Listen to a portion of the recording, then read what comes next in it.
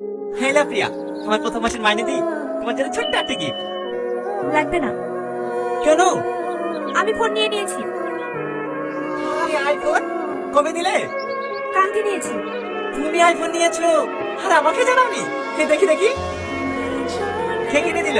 চাচাজি নাকি? না, আমার হবু বল। আমি আমার নতুন কিনে দিলাম। দেখে আর পেরো না, তোমার ফোনে কিনে দিছে তাই না? না, আমার হবু বল। এসব কি এমন তোমার বলছো? কে কিনে দিয়েছে বলো না। আমি আবল তখন বকছি না, আমার বিয়ে ঠিক হয়ে গেছে। সামনের সপ্তাহে আমার বিয়ে। তোমার বিয়ে মানে? আমার সাথে তো তোমার বিয়ে হওয়ার কথা তাই না? বাড়িতে তো সবাই রাজি। তবে আমার অন্য কারোর সাথে বিয়ে, আমি তো কিছুই বুঝতে পারছি না। না বোঝাতে এখানে কিছু নেই। না, তোমার ফোনটা দাও।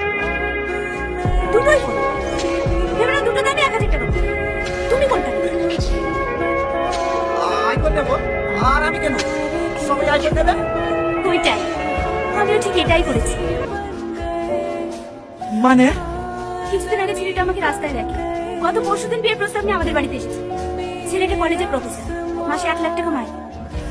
আর তুমি সামান্য একটা স্কুল মাস্টার, মাসে 10,000 টাকা মাইনে। তাহলে তুমিই বলো, আমি কোনটা নেব?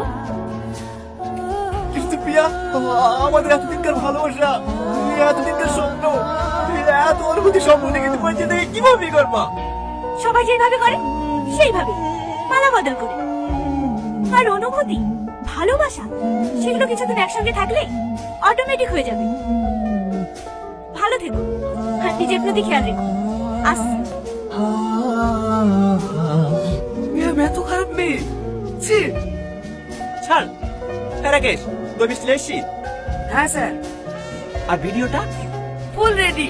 এমন ভাবে এডিটিং করেছে আপনিও বুঝতে পারবেন না, একবার অরিজিনাল লাগছে। এলেন দেখেন।